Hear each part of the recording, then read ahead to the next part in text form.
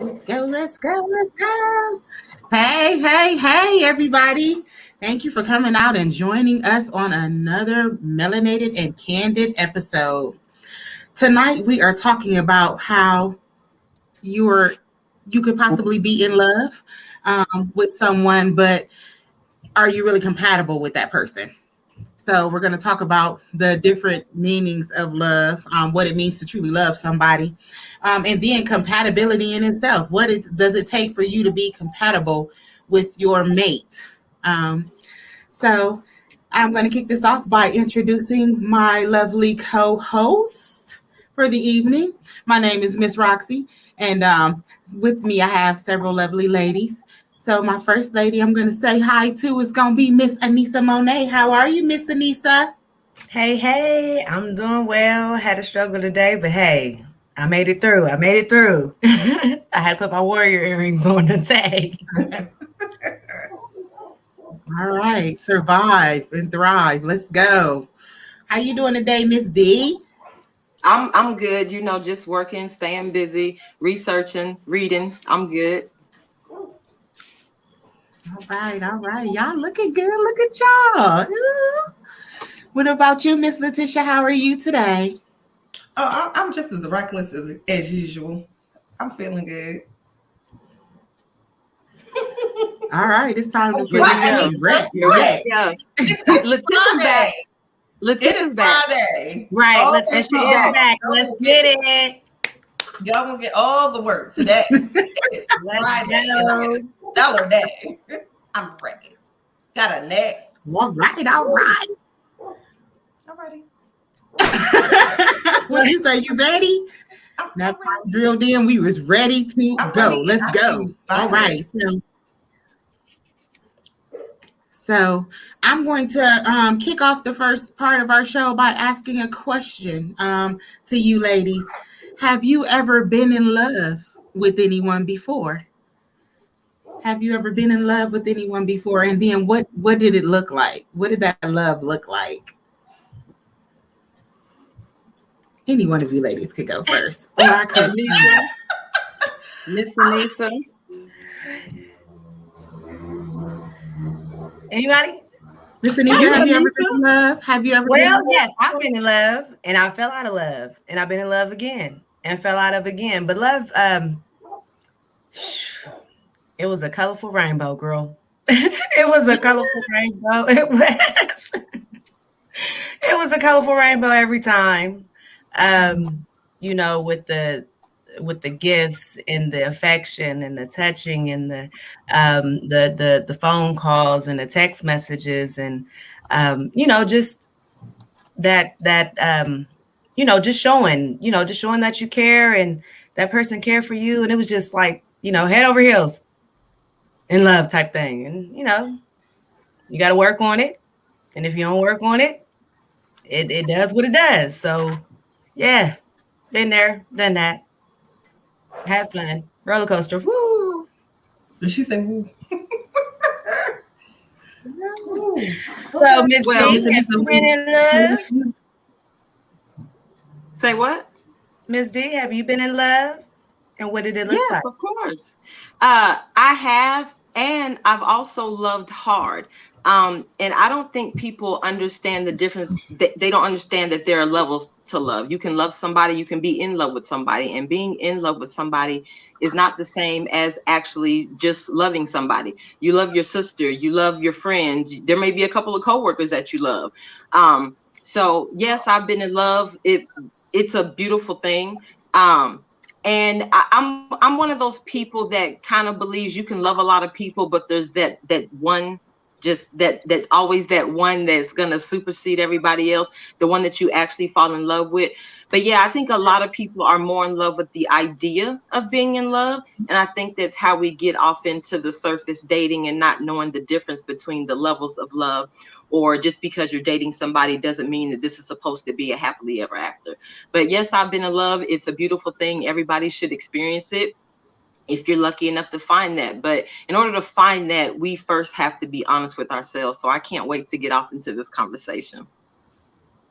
You had a roller coaster too? Yes. Woo! My bad. The in love is not the roller coaster. The love hard is the roller coaster. Agreed. that. Agreed. Yeah. Because Miss D What talking about about you, Miss Letitia, before I tell this of traumatizing story course. about love? Listen, of course. And that in love is it's a monster. You know, that in love is a uncontrollable situation. You just in it, whether you want to be or not. Um, but people also confuse in love and infatuation. I find because And then, infatuation is such a strong feeling. People think that they're in love, but infatuation and lust they first cousins. And if you're not careful, you'll find yourself infatuated thinking you in love. And that's when you get your stalkers. That's infatuation. People don't mistake. That's not love. That's infatuation. But yeah, definitely. Um, Currently in love. Talk about that just a little bit. Ooh. right, So that's it. A little bit, I just a have little bit. Okay. And Miss Roxy? I listen, I have been in love, I have loved, and then I have been dick dumb. Okay. Um, I know that there's a difference between all of the above. Yes, yes, yes. Being in love with somebody it's a deep feeling. When you finally find that person that you are in love with, you wonder how you ever even liked anybody else that you had been with prior. Like it's something totally different about being in love and actually really being in love with somebody versus being lustful after that person or being dick dumb. A lot of people ask me all the time when I say that, like, what is dick dumb? Like, that means that I was Dickmatized. in love with what you the Exactly. idea of that. I was in love with what that person did for me sexually, things that that person taught me in the bedroom, and ways that they turned me out that I didn't even know existed. Okay, because I was young, I thought that it was love. I had never experienced those type of feelings before, so and it felt good. So that in turn caused me to deal with a whole lot of other stuff that I wouldn't have normally ever dealt with because I thought that I was so in love. Once I got out of that situation, I realized that it wasn't love at all. It couldn't have been. I couldn't have been in love with that person, not the way that I was being treated, because love doesn't hurt like that. Love is different. And like I said before, when you find real love, you really it makes you really question every other relationship that you've ever been in before. So yeah, I've been in love, I've been in lust, and I've been dick down. Who hasn't been in love? Most of us are running around in lust. Right. Listen, so For sure. I have not been like dick down. And I think that is such a rare thing. But I wasn't really impressed with sex until I got like older. So I think that might be why I missed I missed the train. I was not I've been jumping on the same penises. And that's So also this and the the same penises, right?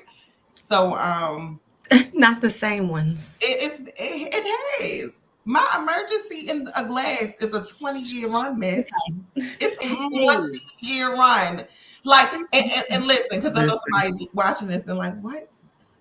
So, caveat to that is I have sexual trauma. So, to get me in bed is damn near impossible anyway. So, that's part of it, right? And I'm not a prude. I swing from chandeliers, but with the same penises. You know what? I'm off subject. Y'all gonna have to reel me in tonight. I'm tripping. hey, Hey, hey. hey, okay. I ain't even mad at you. But I yeah, don't think you're off subject. I think we were talking about love but and you're right. how sex plays a part in you actually loving someone or being infatuated with that person. Part of because a lot of people will stay with somebody just because the sex is good. and they don't even really have anything in common with that person. It's just because the way that them and that person vibe in the bedroom, that makes them continue to go back and forth with that person over and over again. Because trust me, what you say you had a long term 20 years, yeah, I was with it, like 14 years strong. Girl, but in there, okay, but it was not penis for 20 years, not in a relationship. I'm not. So did you? Because it sounds crazy, but here's the thing: I have only been in 2 serious relationships in my entire life. That relationship thing, because, and I'm gonna say it out loud because I'm getting ready to bust it open. I am not a monogamous creature. I am not a monogamous creature. So if you can get me in a monogamous space, I fucking love you. Like, I love you, because I'm not giving up my freedom just to lay next to you. I can do that and go home. I don't cut away from sex if you mean nothing to me.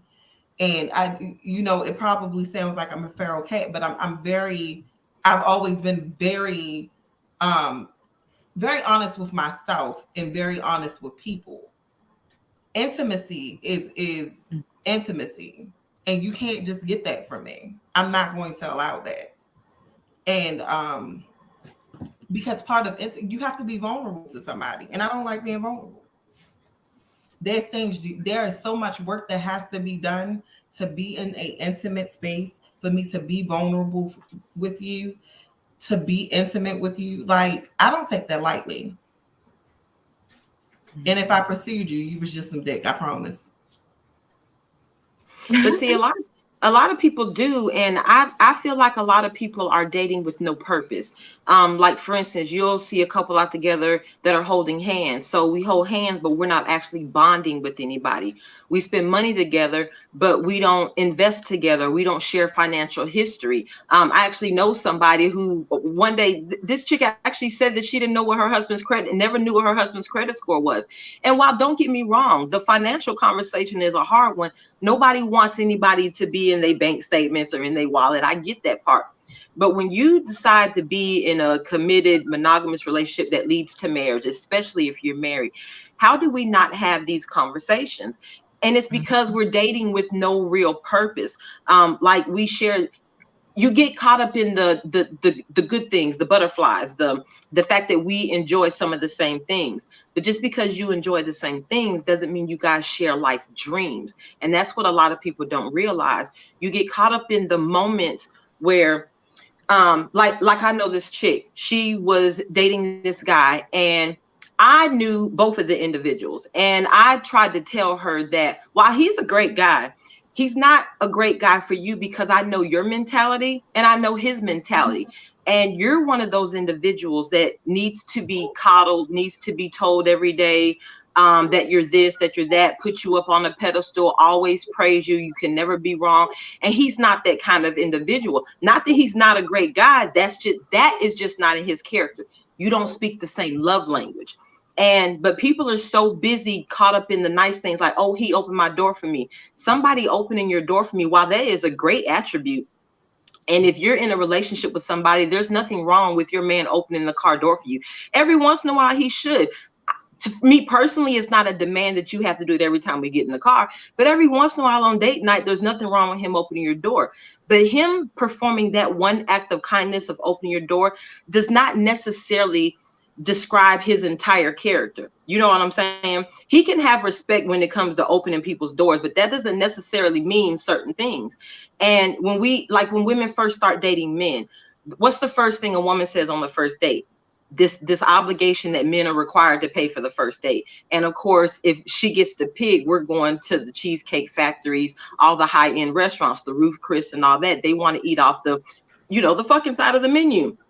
So you get into a situation where you start off the date on surface attributes. You're more concerned with how deep his pockets run than how deep what the contents of his heart, his character. All the things that we ask on a first date, whether it be what's your favorite color, where do you work, what kind of car do you drive, none of those things describe an individual's character. And while he may give you compliments all night long, and you be like, oh my God, he complimented me, oh my God, he's such a gentleman, those attributes in and of themselves aren't the true character of that individual. And it doesn't mean that that guy's not smacking you around at the house. So just because he can spend $300, $400, $500 on a dinner date doesn't make him soulmate material. But we've gotten to the point where we're judging people based off of surface attributes, and we're not getting down to who people really are.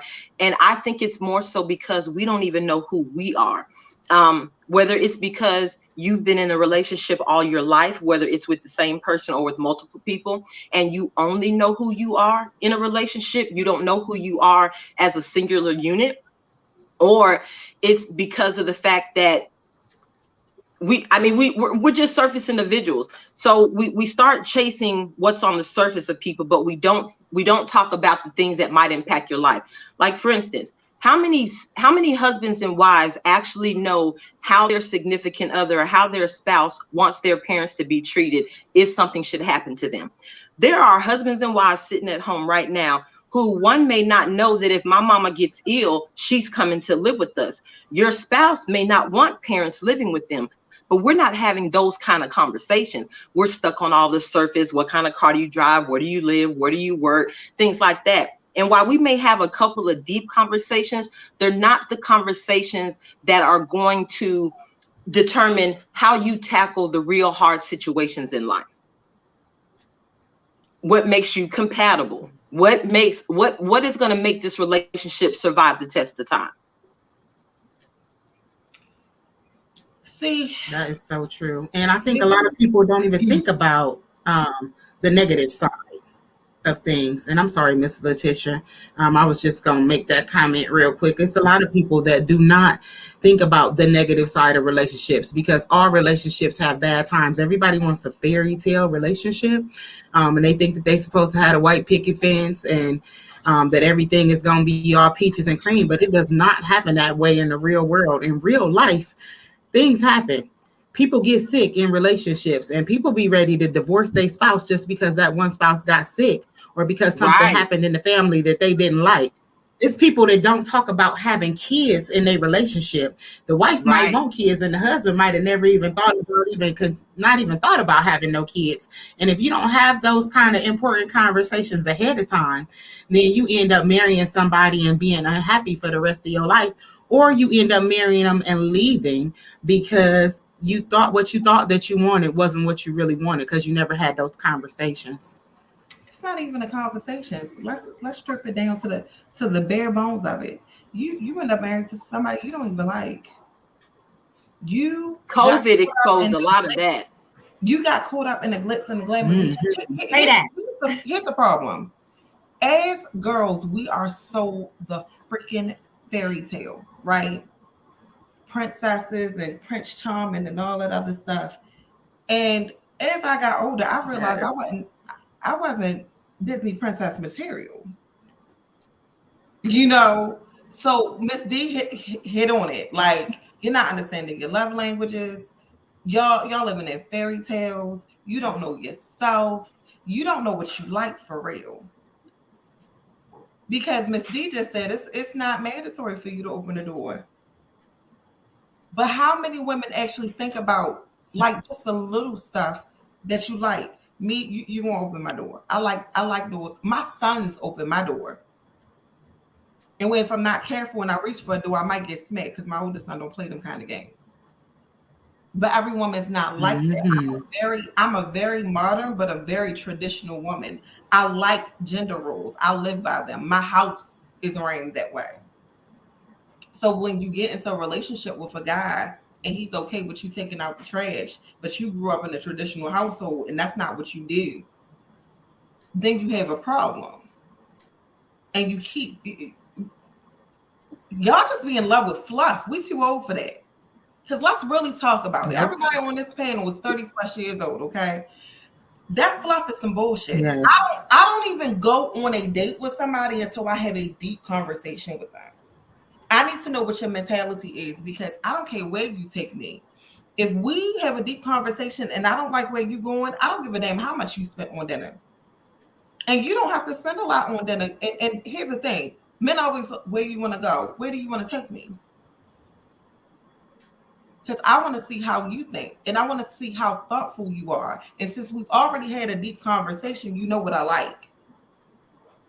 Now I can go to Ruth Chris. If you were listening. If you were listening, I can go to Ruth Chris. I mean, I'm not going to pass up a chance to put on the heels and be fly, of course. But if you really paid attention to me, you would realize that I much rather go to the park and have a picnic. You really want to me read me a goddamn book because I'm stimulated intellectually. I feel you. I'm stimulated intellectually. If you really want to crack open these panties, let's have an intellectual conversation because that gets my girl going. Because I don't give a damn about your money. I make money. I got 5 kids. Period. We live good. I can make money. And then that's the other thing. You got to think about who you are as a person and who's going to match that vibe. But they don't know who they are. Exactly. Because I am the type of woman that I am, I'm extremely competitive, right? So I can't deal with a guy that's not okay with me playing in that lane with him. I get the bag, okay? And the man who is like with it, like, come on, babe, let's get the bag. I love friendly competition. And because I work in the world of finance, I've often been the only woman in a room, the only Black woman in a room full of white men. And I'm highly competitive. I don't take second place for shit. So somebody has to find that attractive. You understand what I'm saying? Then Miss D, you talking about parents taking care of parents. When I was younger, I did not think that was something I would be willing to do. But as an older woman, I realized how precious your older people are and how this country treat older people like shit. And what we don't take into account when we get into these relationships with these men is their family. Because if you can't fuck with their family, you really can't fuck with him. Say that. You're stuck together. You understand what I'm saying? Right. You family whether you want to be or not. Right. Exactly. Because if you start with that person, children, and this is the village aspect, right? If you look at this man and you say his family after you don't want your kids around them, don't be with that man. Because that's not realistic. Yeah. And then how you raising babies with no village. Right. So there's so many elements. There's a lot of people out there like because love isn't enough. That's the fluff piece. That's the come see what I'm like piece, the love part. But hold on. Even if love was enough, how can you be in a relationship with some if love is enough, you don't even know the person you're with. How can you say that you love them? You don't even know you don't even know who you are, but you don't actually know the person that you with. You know what they bring to the table, but that's it. What I bring to the table is not a definition of who I am as a person. What I bring to the table is not necessarily what's going to get us out of life situations. And life happens to everybody. So we've got to get out of this surface dating. We've got to get out of what do they provide for me on the surface. But women have reality TV. I promise you, I blame reality TV. They have got these women chasing the basketball wives, the housewives of this, and it's gotten everybody messed up. And women are chasing these falsehoods. They're chasing these snippets that you're seeing on TV that are designed, that are scripted, and you're sitting up here chasing it, thinking that this is what real life is. And if you notice, every woman is chasing the same man. Every woman is chasing the guy who's 6 foot or taller. He's got to have 6 figures or more. He has to have this type of job, this type of look, has to dress this type of way.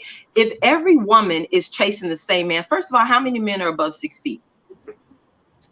There aren't that many. There are more men that are 5. There are more men that are 5'10". Isn't 5'10" average height for a guy? 5'10". Yeah, 5'10" average height for a guy. 5'11". So if everybody is chasing the guy that's 6'10", first of all, that means if every woman is chasing the guy that's 6'10", that means you've eliminated everybody 5'11" and under, right? Then of those men that are 6'10", we're chasing the guy that has to bring 6 figures. Now, how many men that are we already established there aren't that many men that are 6 foot or above.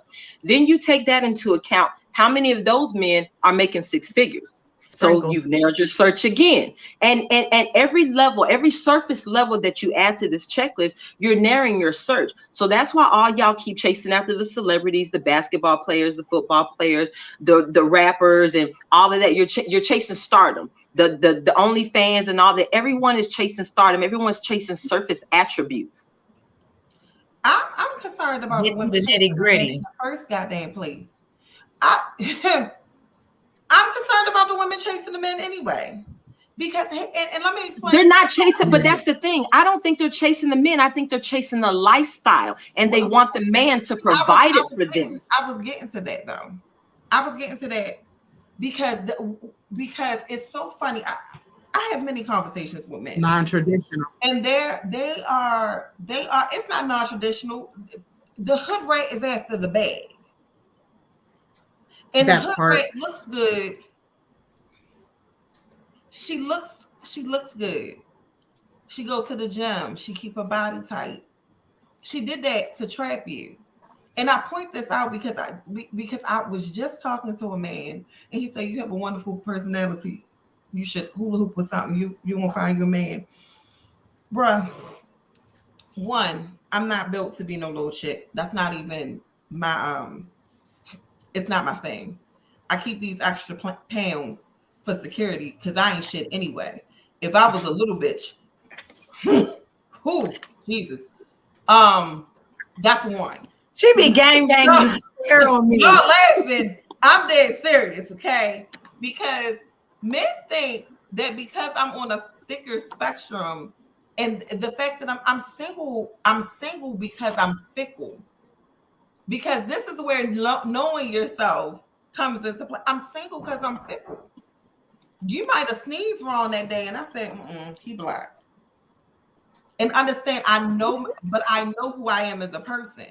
And I want to tell y'all that's an exaggeration, but I think it's not. But I know that one, there's a certain type of man I like. And if we want to get into physicality, I like tall men, right? But I like men with grown man weight. He got to have some extra weight to him. So that already eliminates you motherfuckers that don't like me. Because I don't like y'all either. That already eliminates part of the pack. I like my men fluffy too.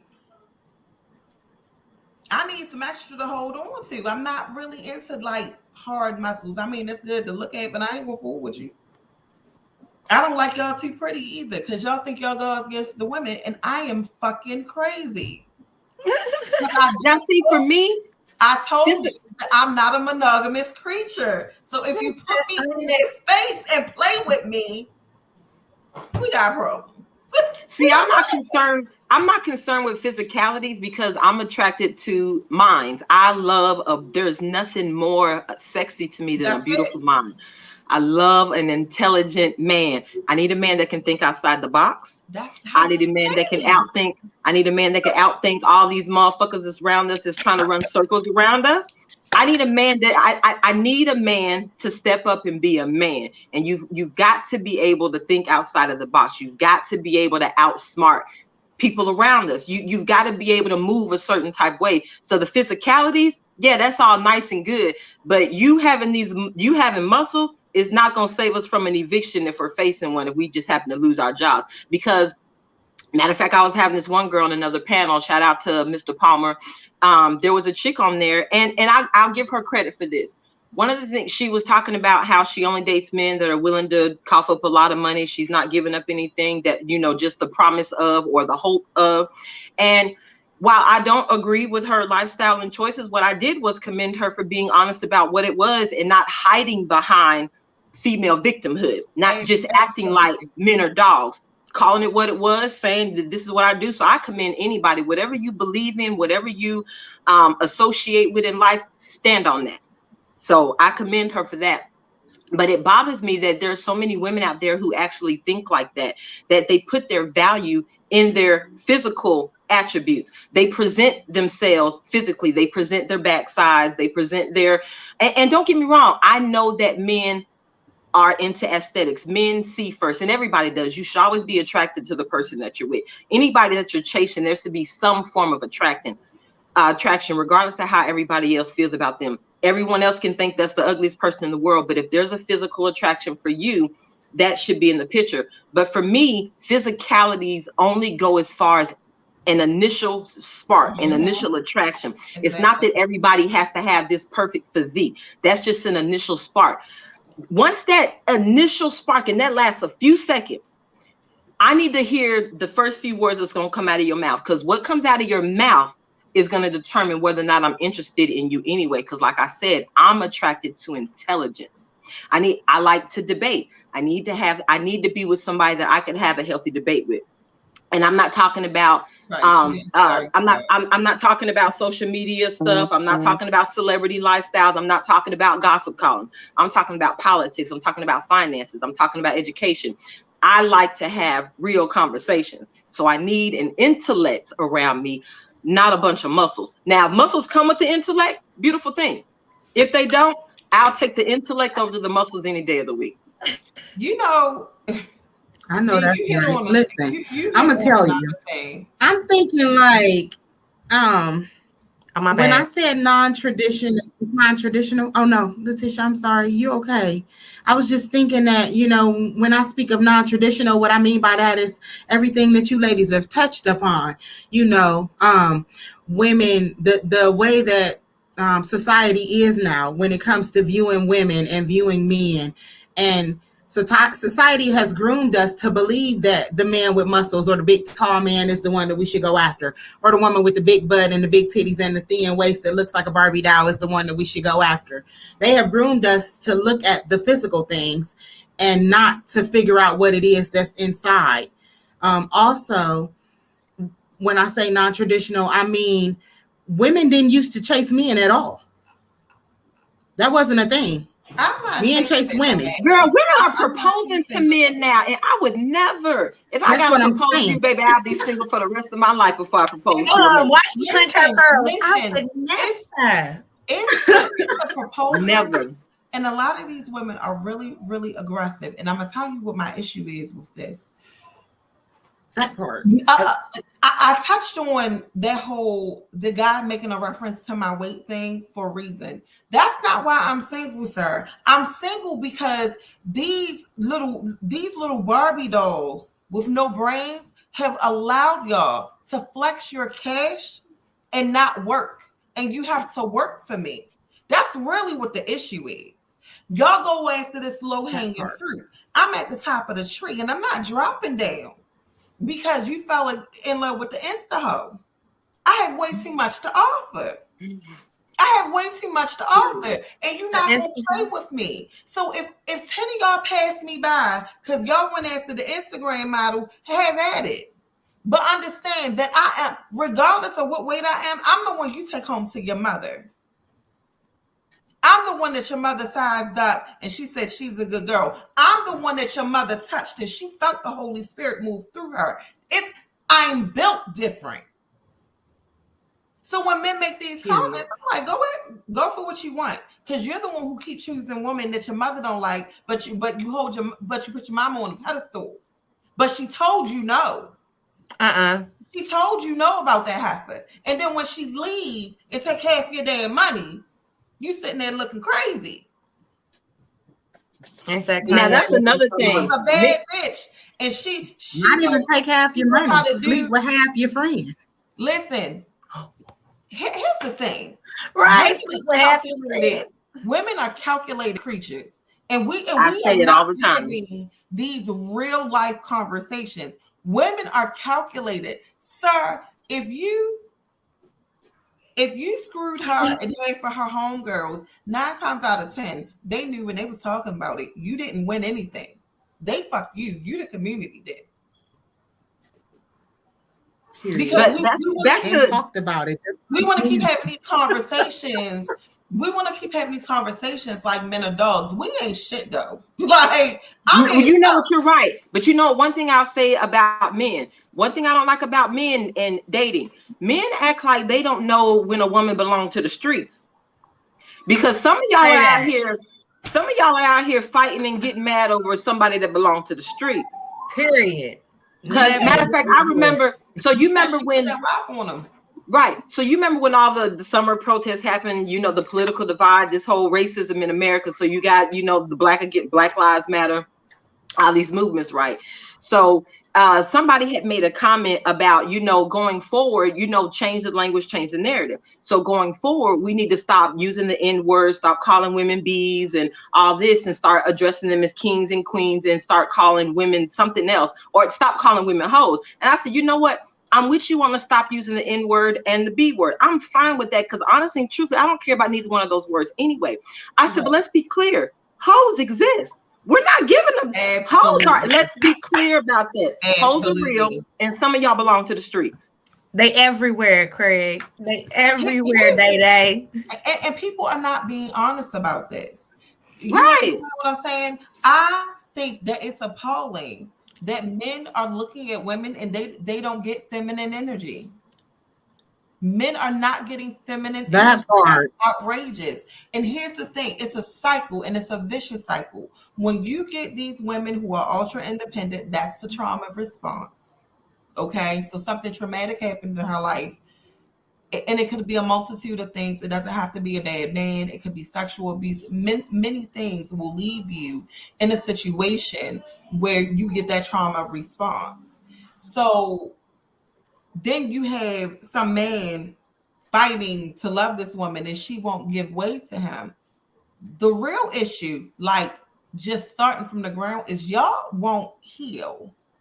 You will not recognize your trauma and work on healing. And that's men and women. Mm-hmm. Black men are one of the most abused creatures on this earth, because Black men are taught not to have emotions in the first place. Now, that's not even fucking reasonable, because you're human. And that's what separates us from the damn animals in the first place. So there goes problem number one. We are feeding a nasty stereotype. Then you have these women who were raised in a house with women, and most times male bashing women. I was about to say, bash the men. So you can have multiple generations. You're in the house with your mom and your grandmother, and both of them are talking about how men ain't shit. Then you get a good man, or you get a man, and then you break him down. Because some of the things that come out of your mouth talking to your husband, sis, keep that shit in the bedroom. If you have a beef with your husband, you keep that shit behind doors. Same thing for you, man. You have a beef with your wife, you keep that behind doors. Y'all are disrespectful. If you have a spouse, yes, your spouse absolutely takes precedence over everybody. Because if we're thinking about this in biblical terms, y'all became one. So you out here treating her crazy? Is that how you're treating yourself? No, if he's treating himself like that, that's your fault.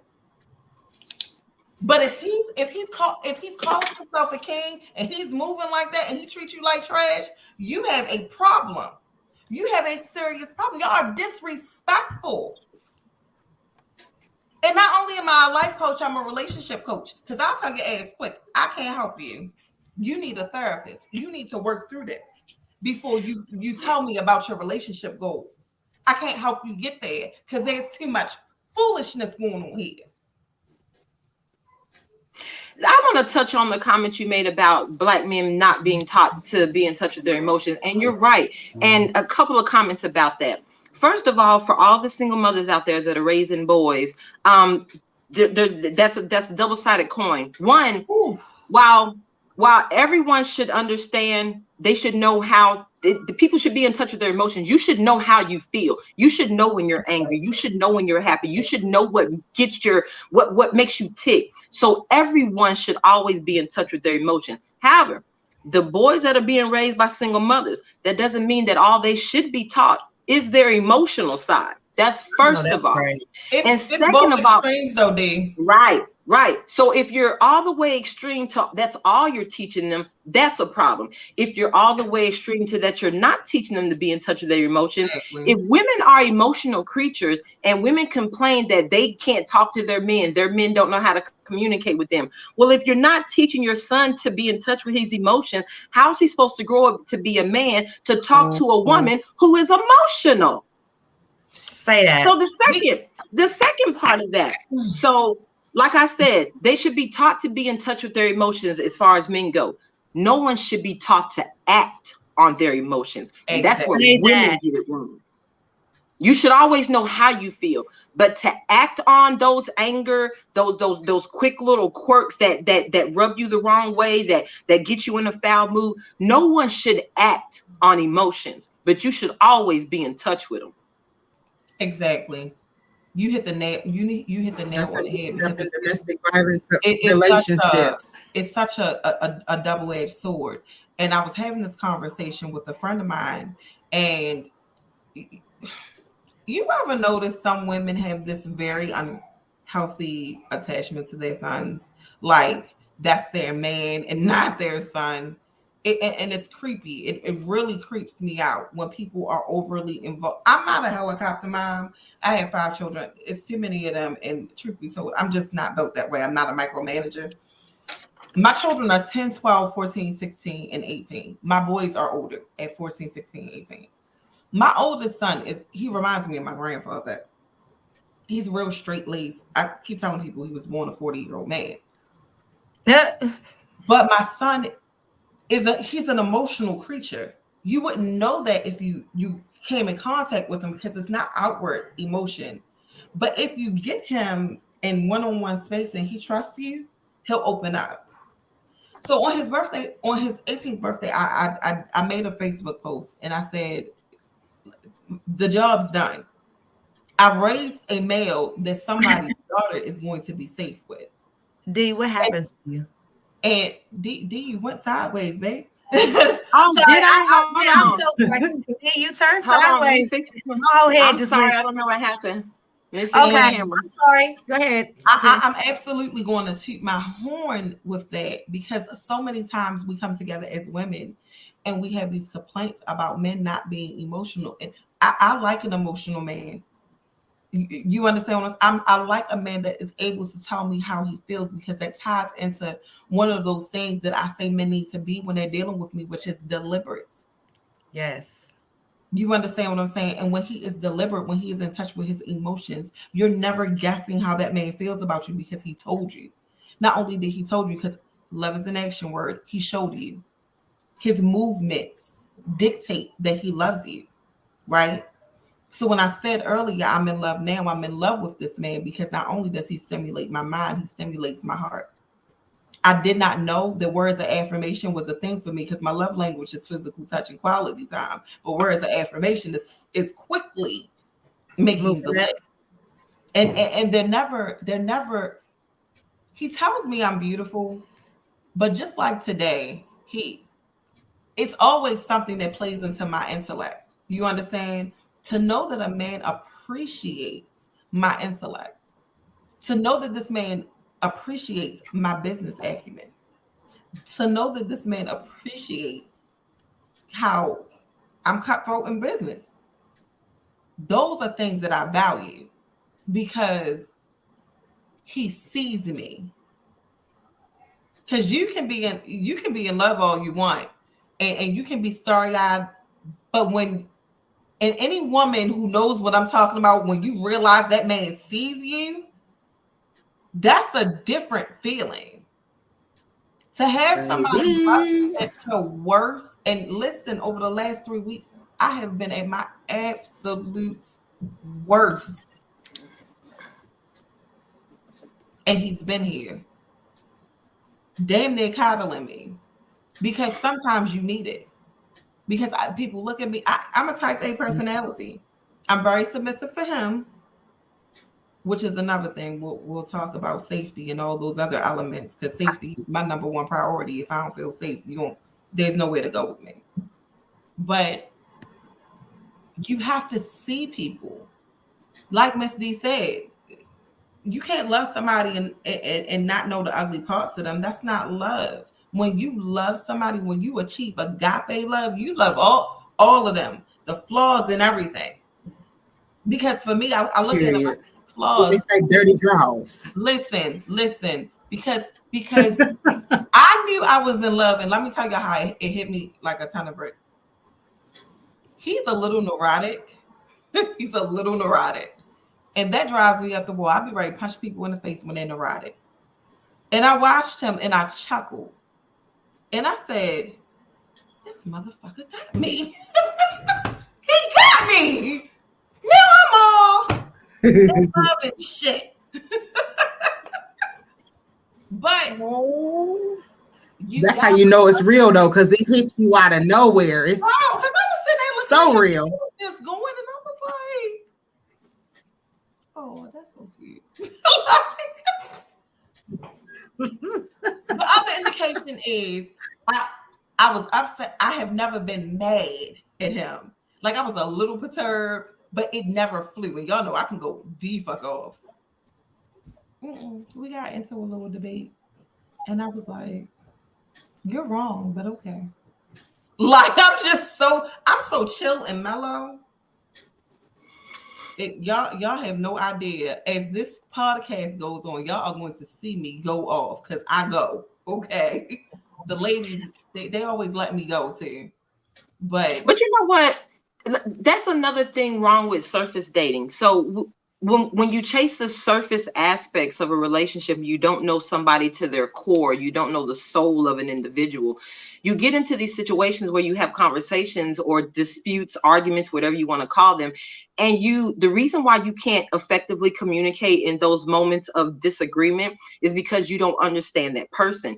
Oftentimes we don't understand ourselves, but again, back to you don't speak the same love language. But if you don't understand how a person thinks, how they operate, how they move, what makes them tick, oftentimes a little disagreement turns into something else, and it starts to wean over into dislike and disdain for an individual. Yeah. So when you only know somebody on the surface, you know what they provide, you know what they bring to the table. When you all get into those disputes, you get into a place where, and especially women, because women have this overwhelming need to always be right. And when you understand an individual, when you truly love somebody for who they are, not what they are, who they are, because those are two different people. So when you love somebody for who they are, you understand how to agree to disagree. Like I've always said, me and my best friend have been 30 plus years, and we've never had an argument. We disagree about a few things. It's never turned into an argument. We've never badmouthed each other. We've never talked about each other. We've never overstepped our boundaries with one another. And it's because there's a real love for who that person is as an individual, not what they are. Because whether she's homeless or living in a mansion, her heart is still her heart. Her soul is still her soul. And she's always going to be my best friend. So when it comes to relationships, we don't have that type of bond with anybody. So it's hard for us to communicate. So when you feel one way and he feels another, you get to a place where you feel like, okay, well, because I'm communicating emotionally and in my emotional state, I have to be right. Because first of all, you don't communicate emotionally because you were raised to not be in touch with your emotions. So that's first of all, there's that miscommunication there. But then you get to a point where because we don't know each other, or because maybe they don't share that same viewpoint, you think that all of a sudden they're intentionally not agreeing with you. Oh, you're changing, you're doing this. And in essence, that's who that person always was, but y'all never really had those conversations. You never got down to the hard conversations in a relationship. And so now that you're having a dispute or a disagreement, it's, well, if you don't come over here to my side, then you're automatically choosing to oppose me. You're choosing to go against me. You're choosing to hurt me. And we think about these things as like they're personal attacks on us. And they're not attacks. This is just who that person is. And I always do the reference, I date assholes. I love an asshole. I don't know why. There are certain characteristics I like in a man. No, I'm serious. There are certain characteristics. Usually witty though, D. Right. That's what it is. So there are certain characteristics I like in men. And what I've realized is that most of those characteristics reside in assholes. So I like assholes. So you have the woman that dates, most of the time, what do women complain about? They always meet the same kind of guy. So it's not that all the men out there are that type. So if you're always meeting the guy that's cheating, it's not that every guy's a cheater. Your energy is attracting a cheater. My energy attracts assholes. So I'm honest about that. I like assholes. So knowing that I like assholes, knowing that all the guys I'm going to date are going to be assholes, you have to understand that because that's who that person is, that every once in a while that asshole might be directed at you. Maybe not intentionally, maybe not to hurt you, but if that's who they are to their core, you can't get so stuck in the moment that, oh my God, you hurt me. Oh my God, I can't believe you said that. Because like I always say, I can deal with the snake as long as I know you're a snake. I know how to move around you. You're not trying to sit in here and act like you're a snail. So if this is who this person is, if you know that this person cheats and they're a habitual cheater in the relationship and you keep taking them back, while you forgiving them and taking them back does not negate their responsibility. They're still responsible for their actions. At some point in time, you have to accept what you allowed in that relationship, what energy you allowed to come into your life and stay in your life. For whatever reason you chose not to leave, you have to understand that you have allowed this energy to disrupt your life for 5, 10, 15, sometimes 20 years. So we've got to know what we're willing to accept, what we're willing to deal with. And you have to understand that whatever you attract is what you attract. So if you're always meeting the same guy, maybe you need to step away and be single for a second and understand who you are or what it is about you that's attracting that type of energy, so that the next go around when you start dating, maybe you'll attract a different type of energy. But we're so stuck in those surface satisfactions that, oh my God, I'm riding around in the Benz tonight. That has nothing to do with that individual's character. It has nothing to do with how your life or relationship is going to be with that person. But we don't understand each other. We're so busy thinking about I have to be right. And there's no worse time to be right than when you're having a conversation from an emotional state. But that's when we feel the need to be right the most. And that's where those conflicts arise. So it's not that this person is changing. It's not that this person is doing anything differently. That's who that person was. But you were so stuck on the surface of that individual that you never knew that. Or you're not willing to accept who that person is. And people need to realize that you can't make anybody change. Most women actually believe that they're that girl that can make him stop cheating, make him stop lying, make him stop dealing drugs, make him stop doing this. Most women think they're that girl. And while you may be that girl for somebody, you're not that girl for everybody or anybody. So if you meet an energy that y'all don't mesh with, right? But if you meet an energy that you don't mesh with, if y'all are always having the same argument, maybe you need to stop saying, but I love him, and start understanding that, what if my life is going to be like this forever? Do you want to spend the next 40 years of your life having this same argument because your energies don't mesh? Don't mesh at all. So D done cracked it open. Let's talk about being in relationships. Because this really burns me up. People will be in relationships, and because it's a good person, they stay. But if it's not your person, it doesn't matter. Stop wasting people's time. You understand what I'm saying? Because I just had this conversation with a young lady I used to work with, and she said, but he's such a remarkable guy. But you don't appreciate all of that. That's not working for you. So now you out here. This man want to marry you, and you wasting his time.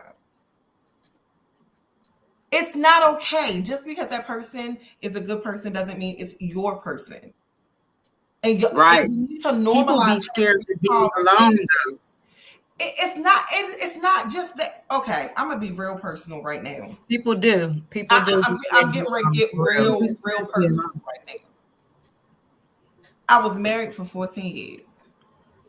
A couple of days ago, me and my ex-husband was having a random conversation, and I was saying to him that a lot of times, because he just broke up with his girlfriend, I said, what you said to her was that you were unavailable at the moment and not that you didn't want to be with her. He said to me, it's hard to have these hard conversations with people, which most people, it is hard to have hard conversations, especially when it's going to hurt the other person, right? He said to me, there was a point in our marriage when I was just done. Now, me being who I am, I asked the question. I said, at what point were you done? Keep in mind, my youngest child is 10. He was done when my youngest child was about 2. It was 8 years ago. I've only been divorced 2 years. He wasted my time, my prime years. You understand what I'm saying? Because he didn't want to hurt me. But you really did more damage because you took me out of the game and put me back in the game at 40. That's a tough place for all of us, men and women. You drug me out way too long. You could have just everything about your life shifts at 40. We hit that midlife crisis. It just looks different for men to women, and then whatever else is going on in your life. My point is, not only that, I mean, somebody else might have wanted to have kids or build, or you know what I mean. You took away a lot of other options for somebody else. You put people in a position of wasting their time. Time is something you can't get back. That's the only commodity we can't make more of. When the time is spent, when it's gone, it's gone. Right. There's no way to recoup that. I can make more money. You understand what I'm saying? You cannot give anybody time back. Stop being so selfish. And truth be told, it's cowardly. Have the hard conversation. If you don't want to have a hard conversation, here's a thought. Sit your ass in the corner by yourself. But you know what? Let's tackle the other side of that. So you got the individual who wants to be out there, doesn't want to have the hard conversation because they don't want to hurt their significant other. But what about the significant other who's not willing to hear the hard conversation? So y'all on the panel, y'all know me. Y'all know I exit stage left real quick. I don't hang around for tomfoolery. I don't invite that type of energy in my life. So the minute I feel like you don't serve me a purpose or I can't serve you one, I'm out. I don't have to stick around. So when you're in a relationship with a guy and a guy says the relationship is over, I don't want to be here. What's the first thing women say? Why? First thing they say, why does it matter? Is what I ask. Period. Whether he found another woman, whether he's just not interested, whether he's gay, whether who knows? Whatever the reason is, the fact that he no longer wants to be here is reason enough for me. And I'm glad that you told me so that I could move on and find somebody else who wants to be here. Yes. So we got to try to get in contact. Let people leave. Let people leave. When baby, there go the door. You may cry tonight. You may cry tomorrow. You may cry for a month. I'm about to be all right. You will cry, but I would rather cry. I would rather cry for a month right now than spend the next 5 years of somebody just for it not to work out anyway. So when it's over, we've got to learn to let it go. So when you're dating with a purpose, you can understand when it's time to let things go and move on and stop holding on to, oh, well, because I love him, or, oh, well, because he does this. Loving somebody ain't got nothing to do with lifelong dreams, sweetheart. I don't love the few people.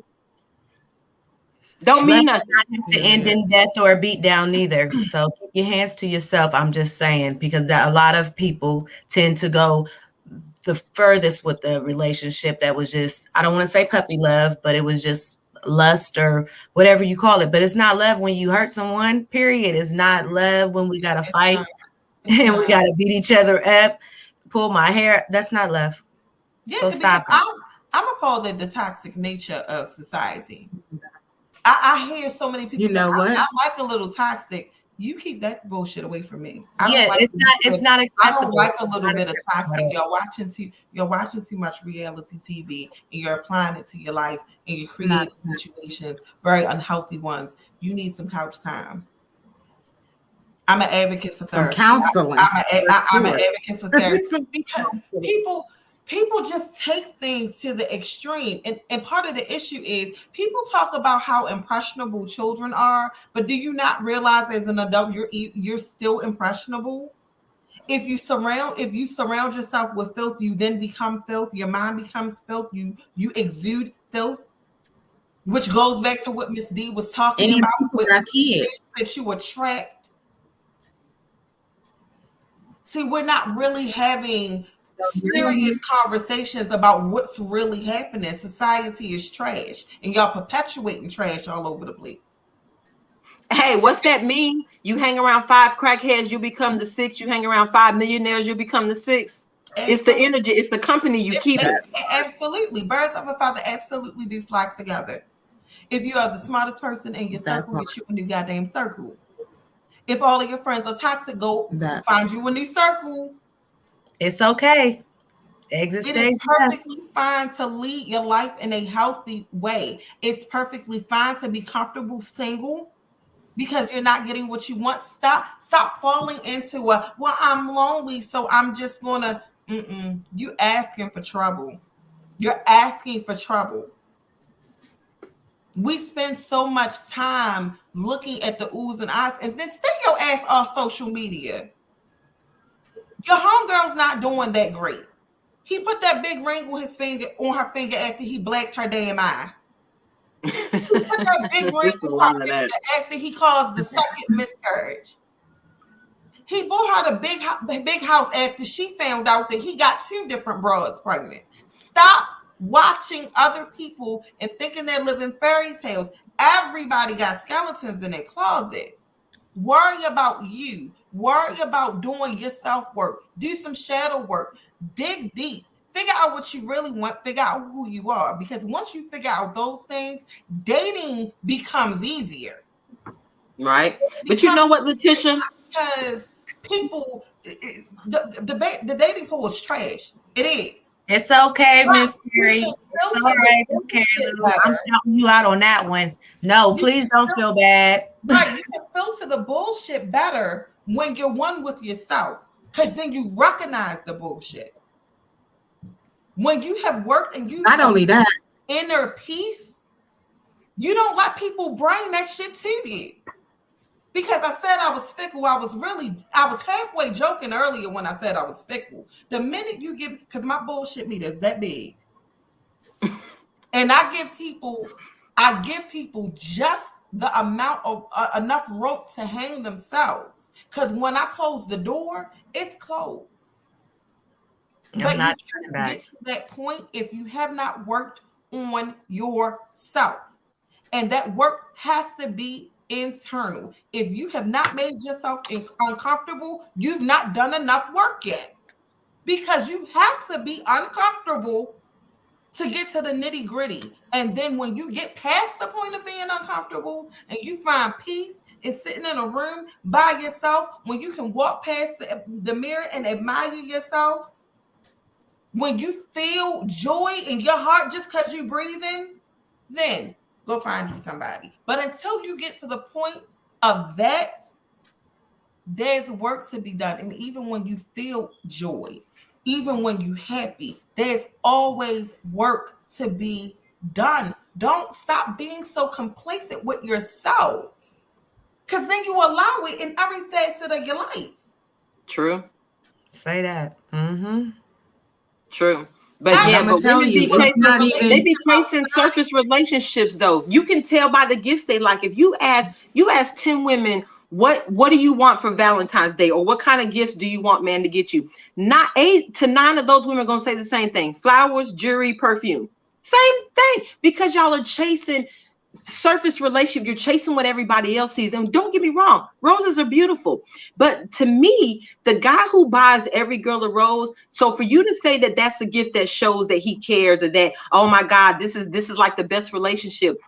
Any woman can be happy with roses. Any man on this planet can buy any woman on this planet roses, and it's a thoughtful gesture. Roses are beautiful. I don't want the gift that makes every woman on this planet happy. I want the gift that makes me happy. I want the gift that says, when you saw this, it thought of instantly me. made you think about Yes. me and me alone. You can buy roses for anybody. Don't get me wrong. They're beautiful. I like personal gifts. Matter of fact, when I was married, my husband bought me a lot of expensive things, a lot of jewelry and all that stuff. One day he asked me what was the best gift he ever bought me. And I told him a pair of socks. He did not understand how in the hell the person who was getting tennis bracelets as gifts thought that a pair of socks was the best gift. I said, because you don't understand what those socks meant to me at the moment that I got them. Those socks meant the conversation around those socks and the fact that you showed up with them is what meant something to me. You could have bought this tennis bracelet for anybody. So don't get me wrong, while those gifts are great, I need to know that you understand who I am as a person. So when I want to give, I want a gift that says you thought about me and only me, because this is personal to me. Yes, that is me. Please get it for me. Listen, not only that, it's not only even about the gifts, it's about the treatment as well. Because a lot of times, you know, I've heard we talked about being happy with yourself and loving yourself, but you also have to learn how to love the one you with, you know, and that includes knowing what they like and what they want. One more time. You gotta love the one you with. You know, they say you gotta treat I hear a lot of people say, you know, you treat others the way you want to be treated, but no, you treat other people the way you want them to treat you. Because you would never slap yourself in the face, you would never hurt yourself, right? So then in turn, you shouldn't want to hurt the one that you love. You should want to make sure that that person has the things that they like Miss D said. If it's something that's personable that I like, that's for me, then I want you to show me that same love. And in turn, you should be showing that same love to your spouse. You should be wanting to get to know them, the type of person they are, the things that they like. That's the only way to have a healthy relationship. It goes both ways. And Amen. we've talked about love languages. And a lot of people don't even know what that is. They ain't never read the book. The book been out since 1992. And they don't know what love languages is. A lot of them haven't even taken the love language assessment to know what their love language is. And when you know what your love language is and what it is that it takes to turn you on mentally and physically, then you know how to please yourself, and you also know how to please your mate. And then in turn, they have the opportunity to be able to do the same. They don't even have to read the book. You can just simply read the definitions. Like, let's make it real lazy. You can read the definitions. But Roxy, you touched on Google it that I found. But I'm gonna tell you, reading it is not enough. Right, you gotta take that assessment. There's a lot of people that's gonna say. You touched. There's a bunch of people that's gonna say, "Oh yeah, well my love language is time and my love language is appreciation." But no, you're gonna actually take the assessment and you're gonna learn that no, my love language was actually something different. But because you didn't take the time to take the assessment to find out what that was, and you just going by what it is that you think it is, like you said, most of us don't know who we are to begin with. We don't know what we really like. Some of us haven't even had the opportunity to have a real man or a real woman in our life that's going to treat us a certain kind of way. Right. So we only know what we think we know or what we've been through. You don't know what you don't know until you've been there. So because this dude is good to me and he ain't never punched me in my face or he ain't never hurt me, that don't necessarily make him the good dude for me, right? Because there's other people out there that's doing other things that can make them a good dude as well. So I guess it's all about perception. It is, but here's the thing you hit on. Treating people how you want to be treated. But love is a different animal, and I'm going to tell you why. You can love somebody, but if you're not loving them in the way that they receive love, the point is moot. I give and receive love the same way, right? Physical touch is like physical touch is like, it's a big thing for me. If I'm not touching you, like in an intimate relationship, if I've not touched you, I'm not vibing with you like that, right? So you have to also understand that person's love language and how they receive love. Because if you're get that off of there, if you're in a relationship with somebody and physical touch is not their thing, but it's your thing, but physical touch makes them uncomfortable, what are you then doing? You're serving you, you're not serving the person that you're with. So you also have to understand how the person that you're with loves and likes to receive love. Because if you're a gift buyer and that's not what they value, they're always going to have that question mark about how you feel about them. So there's a whole bunch of moving parts in relationships and love. And you have to be, this is why people say it's work. If you're really examining these things, if you're looking at yourself and your spouse and how you communicate and how you give love and how you receive love and how you deal with money, raising children, aspirations, all of those things, and these things change. If you're in a relationship and you hook up with somebody at 20 and 25, they may not be the same person at 40, 45. And most of us are not, because life happens. Your experiences mold you. So you are constantly in this revolving door of learning that person. So the other question you have to ask yourself is, are you committed to learning who this person is every day? To learning who you are every day, because those things change what you like, and then it gets harder when you add in children. Then you really become different people. It is a commitment, it is an investment of time, of emotion, of mental, spiritual, physical. It's an investment of all of those things. And if that's not what you want to do, if that's not what you're willing to do, let that person go so they can find somebody who loves them, who wants to be in that boat with them.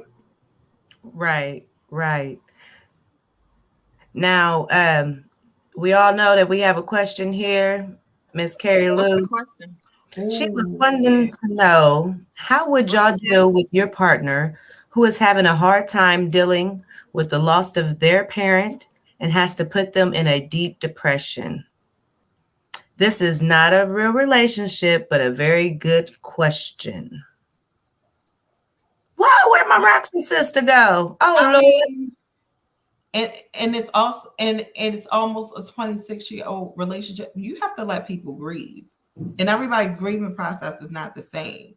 And you can't measure how someone is supposed to grieve either, because the loss of a parent, that's a big, I've never lost a parent, but it's a big loss. I see how people change after they've lost a parent, and it's a long grief too, because my best friend lost her mom 18 years ago. I honestly can't say that it's gotten easier for her. But I would say, if I was that type of partner, well, you know what? Let me speak on personal, because I can, not necessarily a parent, but I did lose a child. And so with that being said, both parents, me and my husband, ex-husband, had a kid. He didn't make it. And everybody grieves differently. Everybody grieves differently. It's still a recent loss, I Carrie was Lou. more, yeah, and I was more of, I take it in because it was something moving inside of me, but I have to be strong because, this is his first. So I definitely grieved a little bit differently. And he was upset because I didn't grieve like he thought I would grieve. I guess I was supposed to, I'm not even for sure. I never even asked how was I supposed to grieve, because everyone grieves differently. But I said therapy. If you're grieving hard or the other person's grieving hard, I say go to therapy, go to counseling, talk to someone, let people heal the way that they need to heal. Just be that person to hear them out if they want to reminisce. However, just be that shoulder. Yeah, that's pretty much all I can say, because I've been in somewhat of a losing someone very close to me. So. Yeah, that's a tough one, Mhm. and I hear you. You do have to allow people to grieve, and there's no, yeah, I mean, you can't put a necessarily a time limit on that, and but it's also hard for the person who's also dealing with it. Like, for instance, and I've always said this, you hear the stories about children going missing, right? Mhm. They haven't been found dead; they just go missing, and you have a husband and a wife. Well, one after 3, 4, 6 months, one spouse wants to move on because that's how they deal with the situation. They have to let it go in order for them to continue to survive and be strong for maybe the other kids or just a household in itself. One parent can't let it go. So you get to a place where even though you have to let people grieve the way they grieve, you have to let them go through their state. Those are part of those conversations. And even though that's a tough conversation to have, because if you've never experienced that, you don't necessarily know how you're going to handle it when that moment comes. But we definitely need to start introducing these type of conversations into our dating lifestyle, because those are real life events. And no amount of compliments that you give an individual, no amount of money that you can toss around in a relationship will ever make up for those moments in life that actually happen to people. But there are some people who can't tolerate that. And I hate that, because sometimes if you're a person that you go through that moment, and that's how I am. I'm a person that I can suffer in a moment, but I never believe in sitting in a moment for too long, whether it's a moment of sadness or a moment of happiness, because they're moments and they come and go. You're going to be up days, you're going to be down days. So I take those moments, I embrace them for what they are in those moments, and I'm on to the next one. Everybody can't do that. Everybody can't. I understand this is a sad time. Shed a couple of tears, get yourself together, dust your knees off. Everybody doesn't have that get up immediately mentality. Maybe they'll get up later, but everybody doesn't have that. But that's a hard one to deal with, because if you have to move on and they can't move on, it's going to be a lot of strain on that relationship going forward, because in order for you to get over it, this is how you have to move. In order for them to get over it, it's in direct opposition of how you handle those type of situations. And it's not easy to leave anybody in those situations, but every once in a while, I say this, that goes to the compromise piece in relationships. And most people don't know what compromise is, or they don't know how to compromise. And I would say more women don't know how to compromise than men. So a compromise isn't that we're having a disagreement about whatever it is, whether it's what channel to watch or how we handle one of our parents being ill. A compromise isn't, well, this is how he feels, so I have to go to this side to make him happy, or this is how she feels, so I have to go to this side to make her happy. A compromise means we both lose a little, we both win a little. So in TV reference, if your husband wants to watch NFL and you want to watch Lifetime, compromise isn't we either watch NFL or Lifetime. Compromise is we both like the news, so we're going to watch the news. Neither one of us are watching what we initially wanted to watch, but we're both watching something that we're cool with. That's a compromise. Yes. You both win a little, you both gain a little. But there are moments in life where there is no compromise, where you can't meet in the middle. And those are those moments that define a relationship. I had that moment in my marriage. There was a moment that I had to realize that if I go this way, a part of me is going to start to hate him every day of my life. If I go that way, a part of him is going to start to hate me for the rest of our life. And there was no happy middle. So at that moment, that's when I realized, you know what, this may be the time. As much as I hate to have a failed marriage, this may be the time, because there is no middle ground in some situations. And as hard as that is to deal with, to have that conversation, those are actual facts. Now, it's not to say how long you can tolerate whatever it is that you are going through, the emotional discord in the house, but you have to know you in order for you to decide what you can and cannot tolerate as well. As much as you want to support and be there for people, we have to take care of ourselves too. And I don't say that to be selfish. I don't say that to discredit how the other person feels. Right. But if you're in a relationship where all you're doing is giving into somebody else, that's not healthy for you either. Exactly. So that's a tough one. That's a tough one. Did you read the rest of her comment? She's still grieving the loss of both of her parents. And no, I didn't see that. Right. He also has a loss, one in 2014 and the other in 2019. He lost his in 2021. First of all, Carrie Lou, we all send our deepest condolences. It's absolutely hard. And for you to have lost your last parent in 2019 and now it's 2021, now you're dealing with the loss of his. That's in 26 years, it's cohesive. Yes. So I know while he is grieving, so are you, even in his loss and vice versa. And it's just a painful a painful situation. And grief can either bring you closer together or rip you apart. And if he's falling into a deep depression, first and foremost, you are going to have to figure out how you can get him to a place where he's accepting that he's depressed and where he can get some help. And sometimes you have to handhold people when they're in a depression because it's a slippery slope. It's a very slippery slope. But you're gonna have to lead with patience and grace. And I know that's easier said than done because every day you're not gonna feel like being gracious. There are going to be many days that you're going to be tired. But grief it's a complicated thing. Grief is a very, very complicated emotion. And nobody can tell you how to do how you should grieve or how he should grieve.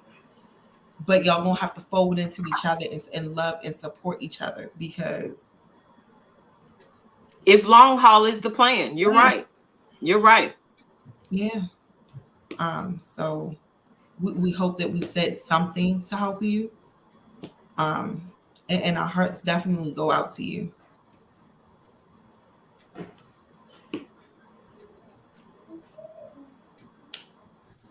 Yeah, real talk. Ooh, Lord, that's what were you gonna say, Roxy?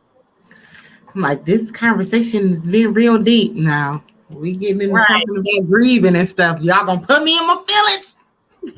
Listen, don't start because I was like Letitia, gather yourself real quick. Woo! Misty eyed, and I got this black mascara on, y'all. It would have been a mess.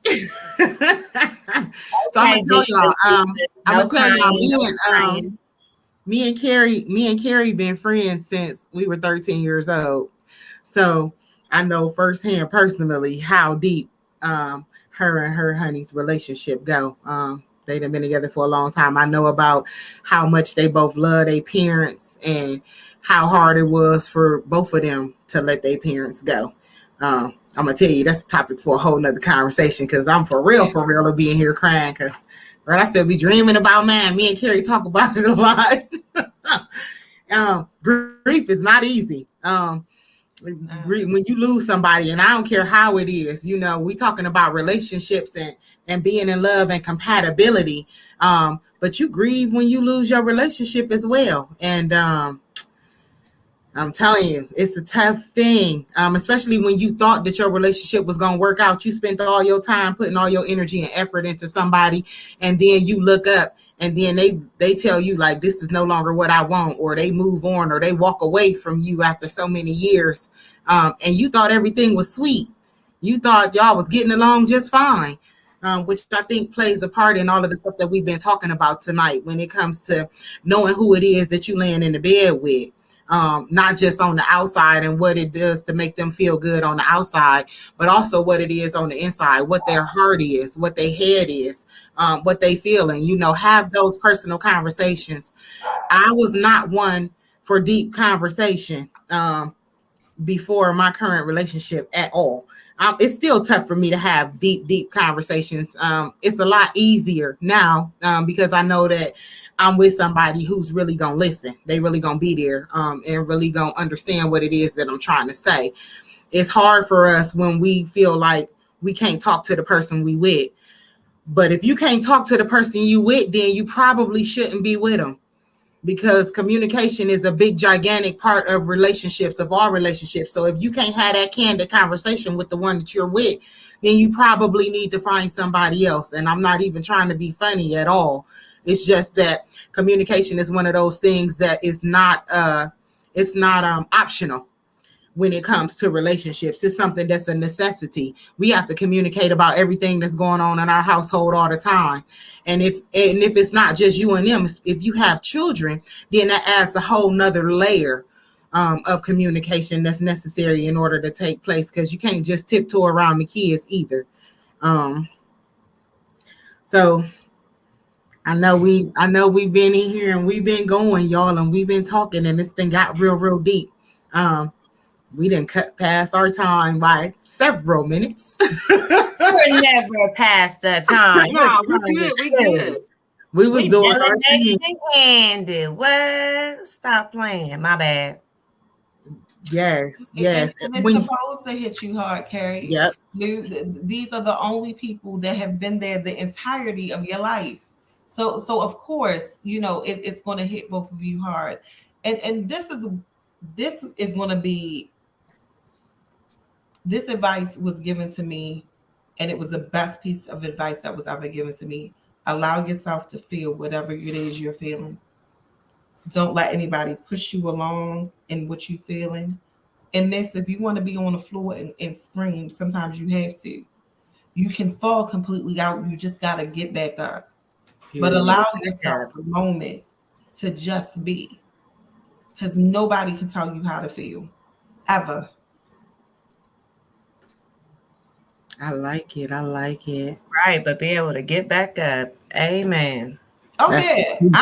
Listen, because y'all know y'all had to pick me up off the floor last week. I was not all the way together. Crying at the end of the day, that's what it's about. No mascara. I'm trying to tell y'all, I be out here trying to be cute, and I have been ugly for 2 weeks because I'm a crybaby. I'm admitting that for the first time in my life. I'm a crybaby. I'm a little pumped. You see what love did? Made me feel my feelings and stuff. Yeah. Anytime. Hey, we thank you for the honesty. It's not easy to open up. For real talk. For sure. Plus, that's what we here for. We here to have these type of candid conversations and bring everybody together, so that all of us can gain a better understanding. It's not just for y'all that we do. It's not just for us that we do this. It's for y'all too, for sure. Like y'all, the most important piece of the puzzle. So, and you know what, Roxy, you said something earlier about, if we can't have those candid conversations, then we need to move on. But I don't even know if I think that all of it is about the fact that we are incapable of having conversations with the person that we're with.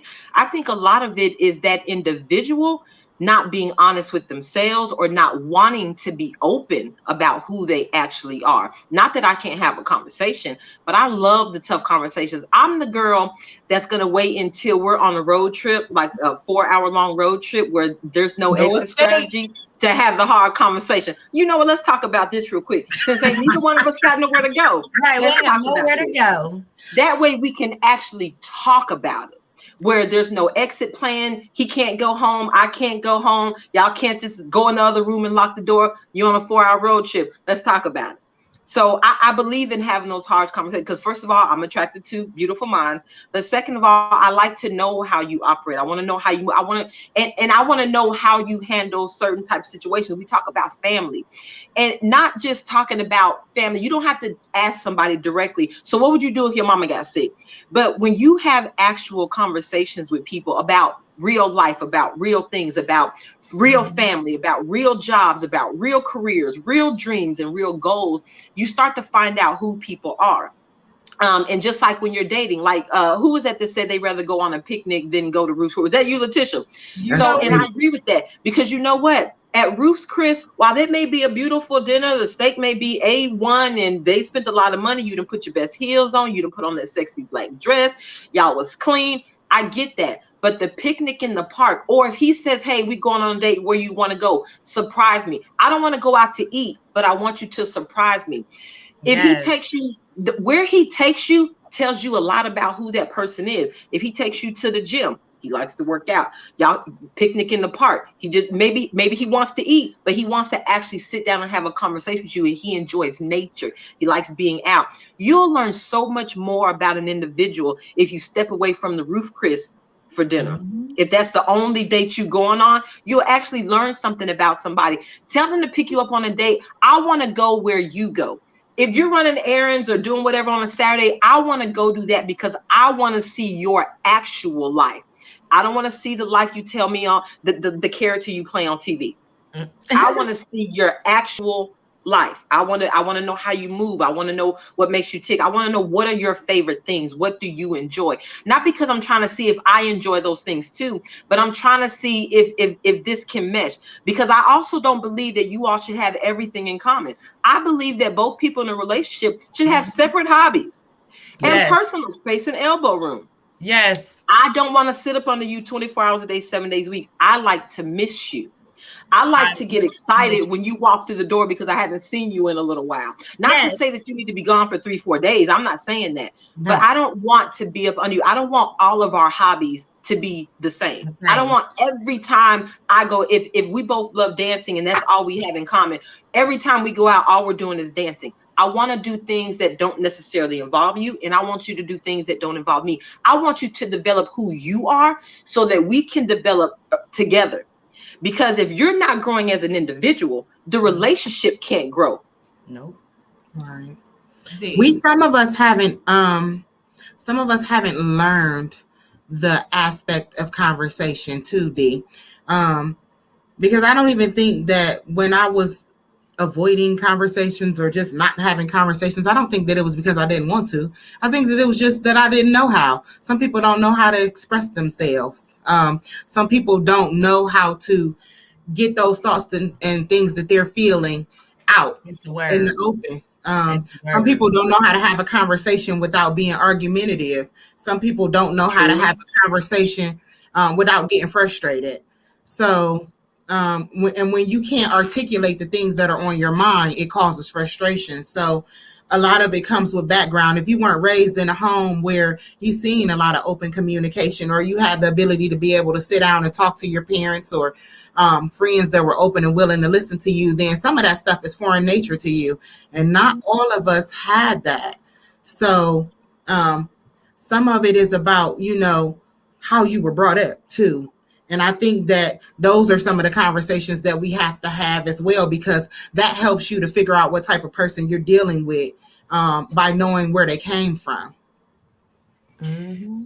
But how you were brought up, now I admit most of us are products of our environment. So how you were brought up has a lot to do oftentimes with who you become.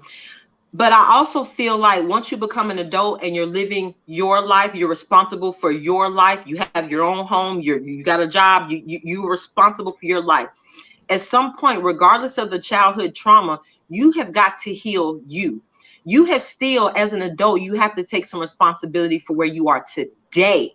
I Yes. understand that what happened yesterday may have impacted, but Yes. instead of focusing on what happened yesterday, when are we going to start focusing on how do I become a better person today so that tomorrow doesn't look like yesterday did? But Yes. what if you don't know that it's trauma? What if you don't know that what you're doing or how you're acting or responding to somebody is something that's wrong? Because Now, it's see, a I lot think of that's a people. problem in the Black community because of how we view therapy. Yeah, yeah. Because there's a lot of people that Right. don't even know that what they doing and the way that they living is wrong. You may think that you dog your man out or you cuss your boyfriend out every day and you treat him like dirt because that's what you seen your mama do to her boyfriend, and you think that that's a normal thing. That's what all your mama's Right. friends do to their boyfriend, so you think that's normal. That's what all your friends that you hang around with do to their boyfriend, so you think that's normal. So then when you meet a dude and he's different and he's nice to you, and then you start cussing him out, and then he walk away from you because that's not normal. Hey, You like, hey, know? everybody got roaches. Everybody got Right. roaches. But you know what? I think one of the biggest misconceptions is that therapy is just for when some things are wrong. That It part. is True. Right. absolutely Right. it is absolutely okay to have a therapist just so you can have someone impartial to talk to. Yes. Because sometimes when you're sitting around and you're talking to your homegirls, they will go along with what's going on because they love you. Because they Yeah. ain't true. No, them ain't real friends. Because if you love me, I Listen, want you to be honest wait a with me. minute, D. Wait a minute, because everybody is not confrontational. Because I have a homegirl, she won't necessarily tell you that she's right, but she won't tell you when when you're wrong either, because she's non-confrontational. You You gotta don't have back to be her into a confrontational to be corner. honest. You gotta back, but she's very passive and very timid. I feel you. So everybody doesn't move in that direction. You understand what I'm saying? Sometimes people just don't. Whereas though everybody on this panel, we one of the likenesses in our personality is we can call you out on your BS, but everybody doesn't have that. Yeah. Oh. And having a therapist is a impartial person challenging your thought process. It's not because your thought process are right or wrong. Mm-hmm. Sometimes you need somebody to challenge your thought process for various reasons. sometimes you need to be challenged just because you need to be elevated. You're not working at your peak. Because I'll tell my girlfriend to put your big girl panties on. Get it yeah. together. Oh, you have no problem. Listen, big girl panties on. Today I was talking to my homegirl and we were going through some conversation. She said, "Did you just life coach me?" Look, it's second nature. Forgive me, but I'm constantly asking myself, Letitia, what can you do today to improve yourself? That was a journey that I started after my divorce, though, because I wanted to make sure that I was always working to be the best version of myself. So now when I'm around people and I see that they're not working to their own potential, it's like second nature for me. I'm challenging you, which is part of the reason why I started having issues dating early on, because when I would come across guys who were good guys, but they weren't working to their peak. And people don't like to be challenged all the time. And when you come across people who don't like to be challenged, that's a red flag in itself. Because either they have trauma, which is usually what's happening. They have trauma. And they don't receive it as you challenging them to make them better. They perceive it as an attack. But then that's also understanding how people communicate, because you can also talk to people, and if you don't communicate the same way, like I'm very straightforward. Miss D is very straightforward. Anita, right? That was so straightforward, right? With no. Then they're like, "Whoa, wait a minute!" And people ambush when you come at them directly. I'm gonna need some. Miss D just told y'all she ambushed her men in the car. All day, but it's not an ambush. I want to have a real, because I'm not going to get angry about your opinion either. But that's my point. It's not an ambush. You're just taking this time to really have a deep conversation and dive deep. And since there's no escape, we can really have an authentic conversation. But somebody please get that dog. I'm sorry, y'all. Don't hear the kids, hear the dog. But for people who are defensive, you just trapped them. And that's part of understanding love languages and understanding who you're dealing with. But at that moment, if that's how that person responded, they feel attacked, they feel trapped and all that. That lets me know right then that when we get back from this road trip, I don't have to hate you. I don't have to be mad. That's the end of the road for us. Yep. The end of this road trip is the end of the road for this relationship. And it doesn't, but see, that's the thing. Most women, hey, I'm just saying, a lot of people would take that moment and they'll be so caught up in the argument of it. Oh my God, I can't believe you said that. I can't believe that's how you feel. Instead of realizing that it's not about this person trying to hurt you. It's not about this person trying to make you mad. That's how they are. Realize that's not how you are and part ways. I'm good. Right, because there's nothing good to come of adverse communication. If you guys are communicating and y'all speaking two different languages, you're done. There's no fixing that. You're done. Because y'all have two different styles of communication and you're not appreciating who that person is, and they're not appreciating who you are. Because communication is at the core of who you are. Your communication tells a lot about you. So move on. I'm going to say, move on if you're not willing to work on that, because just because you have two different styles of communication doesn't necessarily mean that if you're both willing to work on that and move towards being able to communicate with one another based on your love language and how it is that you best communicate, as long as you're willing to put in the work. And that's part of the problem when it comes to relationships. We want, what you say, a microwave relationship. We want everything right now. People aren't willing to put in the work that it takes in order to be able to have a long lasting relationship. People that's been in relationships for 30 and 40 and 50 years ain't in that relationship because they decided that, oh, I don't like what you did, I'm leaving. It's because they decided that regardless to what it was, as long as it was something that we were able to both work on and work out, and we're both willing to put in the work, that we're going to do that and we can continue to move forward together. Now, if it's something that you know, because you know what it is that you can deal with and what you can't deal with when it comes to a relationship as a person. Yes. And if it's something you know you can't deal with, then let it go.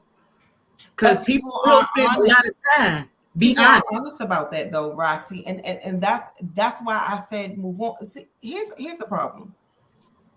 People want microwave relationships, and then there's the other extreme of saying the shit that you didn't have no business being in anyway. I've had several conversations with people about their marriages, and I'm an advocate for marriage. I'm an advocate for marriage. But you have to understand there are things that you put together and other things that God puts together, and they are not the same. Yes. Some people are meant to be in your life for a season and only a season, and then you move on. There was a lesson that you were supposed to learn from that person and move on. But because that person asked you for their hand, you jumped into this marriage, not understanding that person wasn't your person. So while it sounds like I'm telling you to jump ship in your relationships, I'm saying you have to figure out what your core values are. Mm-hmm. And does this person rock out or complement? Because sometimes your core values aren't the same, but they're complementary. And can we build on that? Because so many people have non-existing foundations or rocky foundations and want to be building. No! If you cannot get the foundation right, walk away. Stop wasting people's time. Don't work on it. This shit been rocky for 5 years. The foundation is shot out. Walk away. But if your foundation is solid and you get the building, you get to the second story and it's a little rocky, that just means you got to knock off the second story and rebuild it again.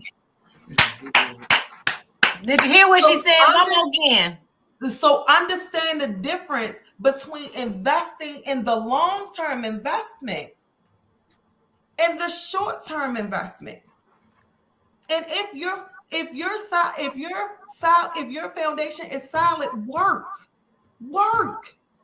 Y'all so busy being in relationships and being in lust and being in like that you don't understand that if that person is not your friend, there is nothing to be done there. Nothing. Because how are you intimate and trusting your life to somebody who you aren't friends with? Period. Right.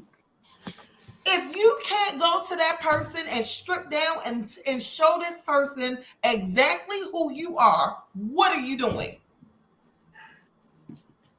What are you doing? Because we're not looking for soulmates. We're not looking for surface mates. That's not what we're doing here. Right. This is grown folks TV, folks. If you want fluff, go find you another podcast. That's not what we do here. I am a solutions-driven life coach. The ladies on this panel with me are going to give you the real. We're not fluffing anything. We're not sugarcoating anything. You have got to invest in you. You've got to invest in that person. And you got to build a rock-solid foundation. And if you cannot do that, it is not for you. If you have a solid foundation and you walking away on some bullshit, that means your ego is in the way. And guess what? Egos have no place in relationships and raising children. Okay. Okay. I high-five that one. I'll drink to that. They was just waiting for it, y'all. Right. But you're right, though. But even the data suggests that we're surface dating and our relationships, our marriages are surface marriages.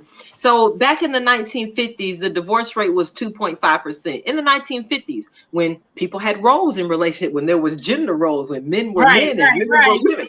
1950s, divorce rate was 2.5%. 1980s, divorce rate was 53%. 2021, divorce rate 50%. But that's not even the sad part about it is. The sad part about it is amongst blacks. Do you know that the divorce rate amongst blacks is higher than the marriage rate? Mm-hmm. Currently, right now, 30% of blacks are getting divorced and only 17% of black women are getting married. How did we get to that point? It's because we're surface dating and we're getting into these lifelong relationships, these marriages. That's another thing I hate. These marriages just because we had a baby, just because we've been together for 10 years, just because I ain't going nowhere. Those are not reasons to get married. Well, don't get me wrong. If you're going to have a baby you shouldn't be having all these babies out there anyway. All the baby daddies and baby mamas running around. I'm sick of the baby daddy, baby mamas. So you should have children with your spouses, even though we understand that's not always the case. That's not always the case. Right. We're not doing that.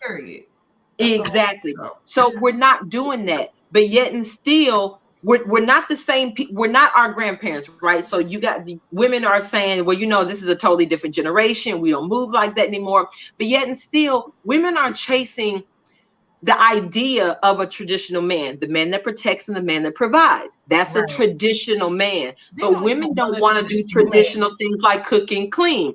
Period. How can you have a modern mentality looking for a traditional man and bring no traditional values to the relationship? But the data is showing that we are surface dating. We're just marrying people just because everybody else got married. And we're having that's another thing. Finances. We're having these elaborate weddings, trying to out-wedding everybody else. When I tell you I know a girlfriend, so when I got married, we didn't do the big vada-voom wedding. We just didn't do that because we didn't have the money to do it. We spent money on our rings. We got the rings we wanted.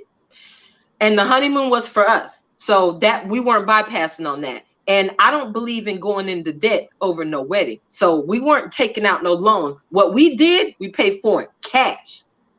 And the reason why I say this, because I had a girlfriend, she married, got divorced, 3-4 years later.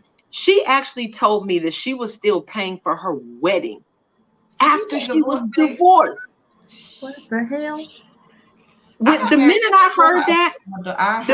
heard that, I was like, I'm never gonna be that person. We're not pulling out credit cards for a wedding. Weddings are for everybody else.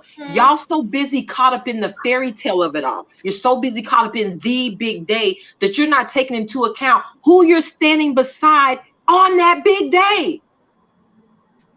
You're more concerned with the day than the person standing beside you. You're more concerned with those 200 guests than your happily ever after. Mm-hmm. And you can't get the happily ever after if you're surface dating. Yes. I was only looking forward to getting the white dress. Is that what they look? They want the dress, say yes to the dress. They want to say yes to the dress, to the big old wedding. And then now they want a divorce. I went to the courthouse. I wore cream pants. We went to IHOP and I took a fucking nap afterwards because I was tired. Okay. I jumped on a plane. We went to the courthouse too. I didn't do. We jumped straight on the plane after the courthouse. Girl, I didn't do any of that. When I tell you, I went to IHOP and I got some pancakes with the strawberry topping. I was pregnant, by the way. Kind of figured. So this makes perfect sense to y'all. Right, it makes sense to me because I'm like, oh, she was pregnant. Because my mother was like, well, what are we doing? I said, I want IHOP. And everybody turned around and looked at me like, IHOP? I'm craving IHOP. My baby wants IHOP. Listen, I had pancakes with the strawberry topping and an omelet and ate half of his food. Hey, I was just gonna say, don't be sleeping on the short stack. We didn't even make it to the hotel. Went to my mother's house because my mother's house was closer, and I took a nap. Okay. Now that lasted for about 14 years. We're still really good friends, so it wasn't a waste. We're still really good friends. He get on my nerves, and he steal my food when he come over here. But we have a healthy co-parenting relationship. So let's talk about that briefly. Let's start normalizing having healthy co-parenting. Because how do they can't even date healthy? How they gonna co-parent? That's a whole other conversation right there, Letitia. We gonna have to because how do you say you don't even know I love this person, I'm gonna spend my life with you, and then you hate them in the end? How do you have a baby with somebody who you don't like and I can't stand him? He's so stupid, but you lay down and slept with him. Like that's the whole other. He's stupid today. He was stupid yesterday. It didn't change. Always dumb as a brick. You was just caught up in the penis. I'm You just was saying. stigmatized. You was stigmatized. Y'all heard that? Or he spent money on dinner at Ruth's Chris.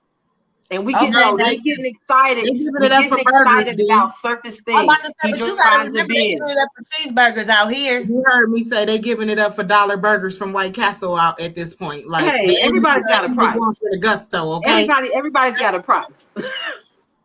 Listen, some are family. You got Family Dollars, and then you got Nordstrom's. I'm just saying. Listen, D, when you said something about the socks, I was over here fumbling around because you're so right about gifts, right? And they have to speak to your person. Anybody who knows me knows that I do not read a lot of fiction, but Pride and Prejudice is one of my favorite books.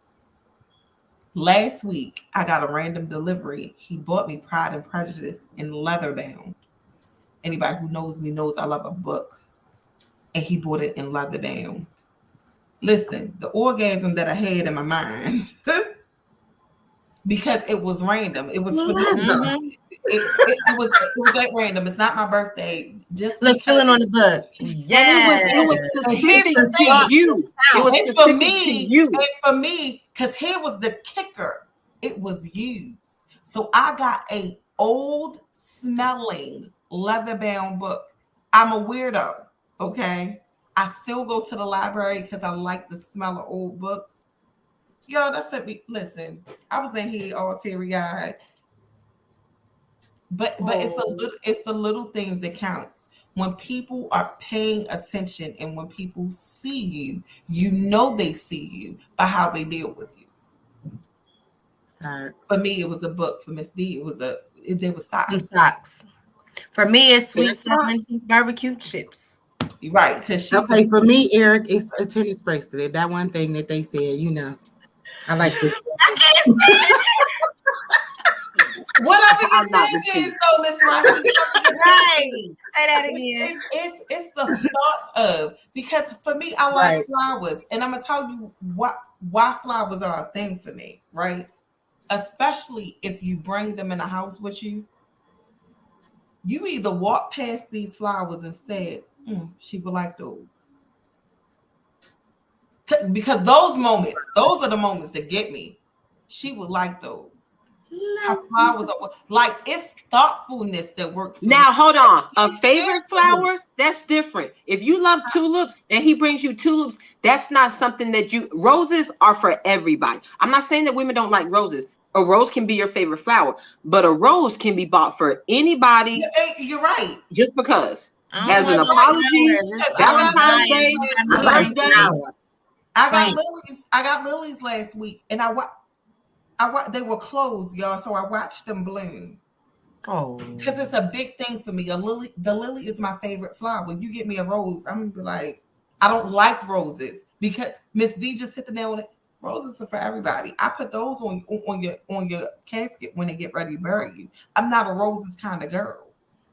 I like all flowers. Okay. I love flowers. I'm still not a flower girl. If you get me potted plants, it also has to be an abnormal rose for me to really have an appreciation, because red roses don't do it for me. I'm so not a flower girl. First of all, I don't have a green thumb, because they're going to lay right here on this counter and die. I'm not going to take care of them. I'm not going to tend to them. That's just not me. That's not me. I tend to plant. My grandmother gave me a plant. It was this big, D. It was just sprouting. It was this big. Now my bookshelf is over here, and it's halfway down the tall bookshelf. Yeah. He got legs. I got a green thumb. Me too. Yeah, my little sister got one of them. I ain't got one of them. I prefer not to get no roses, no flowers, no nothing that's gonna die for real. Give me something to snack on, you know what I'm saying? Something to eat. Yeah, it's always snacking. Me and Missy had this conversation a lot about flowers. She food motivated. She's food motivated. For sure. She was like, give me an edible arrangement. I need some fruit. I'm over here like, What? yeah. Yes. Give me She's some talking about give flower me some seeds, flowers. some Now give me an plants, edible some dirt. arrangement. I like an edible arrangement, but I only want the fruit, like the straight fruit. Once it's dipped in chocolate, I give those away. No, I want the Yeah. berries. It's like a berry one where it's like a whole bunch of strawberries, and then it's like a pineapple, and then you turn sideways. D in this camera. Baby, why are you sideways again? And then I'm so picky. I tell them don't put that cantaloupe ball on there. I don't want that. Can I get another strawberry on top or something like that? I'm just saying. Just make it all strawberries. I like, so for me, I think it's more the thought that counts. Like it don't necessarily for real matter, like you said, what it is as a gift per se, as much as it matters that you thought about me. You thought about me, That's and true. that Whatever it is, you thought about me. yeah. I feel you. It does matter to me. Like, I'm not a gift kind of girl, but it matters. I have to know that you gave it thoughts, because I'm not a stuff kind of girl. Because I have an appreciation for purses and things that, like, shiny things. I have an appreciation for it, but I'm not necessarily somebody who needs it. I have a closet full of purses, and half of them have tags on them. Half of them are in the duster bags. One, I work from home, so I don't get pretty like I used to. You know, so it kind of falls on deaf ears. And then I'm very careful about men who buy expensive gifts, because a lot of times when men have money, they flex it. You can't buy me. You understand what I'm saying? So it's there are a lot of variables to giving me gifts. That's why, like, the book was enough. The book was overwhelming for me, because you listened, you heard what I said. You didn't buy me a brand new book. You bought me an old leather bound, smelly ass book. And then, sir, how did you find this book? Like, that took some thought and effort on his part. Because it's all about the effort for me. Because I give an extraordinary amount of, when I'm into you, I'm into you. Yeah. You know what I mean? I love freely, but when you're my person, I am pouring life into you. Yeah. And I will say, at 38 years old, because we should be wrapping up. So this is my closing remark. At 38 years old, I have never in my life been loved like this. I feel it in ways that I've never felt it. Not only do I feel love, I feel appreciated. And there's adoration there, and I see it. So I don't take it, I don't take it in light, because what I'm feeling right now is one, I've never felt like this about another human, ever. And two, people look for this feeling that I have, this synergy that I'm feeling with this man, their whole life, and sometimes never achieve it. So I'm cherishing these moments every single day. And then when you find somebody who loves you like that, but then you find that person and they're loving your children like that. So I'm just gonna sit here and my little happy about my business. Oh, that's my final thought for y'all. All right. Well, Miss Niecy, what you got for us for a final thought? my final thought. Hey, you heard these ladies. They said it. Y'all heard the jokes. Make sure you y'all know y'all heard them comments. Make sure you like all our thumbs up everything. You know what I'm saying? I let the ladies do all the talking with my warrior earrings. Y'all don't understand. I had a struggle piece today, so I'm just going. Yes, you did, girl. I had a struggle, so whew, I'm so happy I made it through. I'm so happy I made it through. The struggle is real. Find that partner that's down for you, like the lady said, that's going to be for the cause and for whatever you got going on, whether it's your parents, you know what I'm saying, whether it's your kids, make sure they are down for you, like for real. Like you can't never really have somebody in your corner until you got something really going down and you like, oh my God, like, I don't know what to do. Like in tears, like, I don't know. And they're like, listen, and they give you all the answers and all the solutions, and it's just like, okay, no problem, great. Yes. So I'm just telling you guys, make sure you tune in, but take heed to what these ladies said, and I'll holler at y'all next week. So go ahead, Miss Roxy, your last moments and your last speeches. All right, all right. I love her. I'm just gonna say, I'm gonna say, oh wait, before Miss I say, D. I'm gonna say, Miss D said, to become, embrace, and fall in love with the best version of yourself before you start expecting others to love you. Absolutely. That's real. That's real. Absolutely. It goes absolutely in hand with what I was getting ready to say. That, you always want to make sure that you love yourself more. Love the one you with. And if you can't learn to love the one that you with, and especially to love yourself, then maybe you need to be by yourself until you learn how to make a different type of move. Learn your love language, learn what it is that makes you happy, and then also in turn the love language of your mate so that you can make them happy as well. Because like they say, it's not just happy wife, happy life, or happy spouse, happy house. It's a team effort, and you two become one when you decide to take that leap of faith and be together, living together, whether you married or not. If you living in a household with somebody, y'all sharing energy, and you should be sharing goals and dreams too. So make sure that you loving yourself, they loving you the right way, because there is a difference between being loved and being loved the right way. Make sure you tune in with us again next Thursday. We will be having our show on Thursday at 8 p.m. right here on our YouTube channel. Make sure that you like and subscribe to our channel. We thank you for coming out and spending some time with us today. And you guys have a great evening. Good night.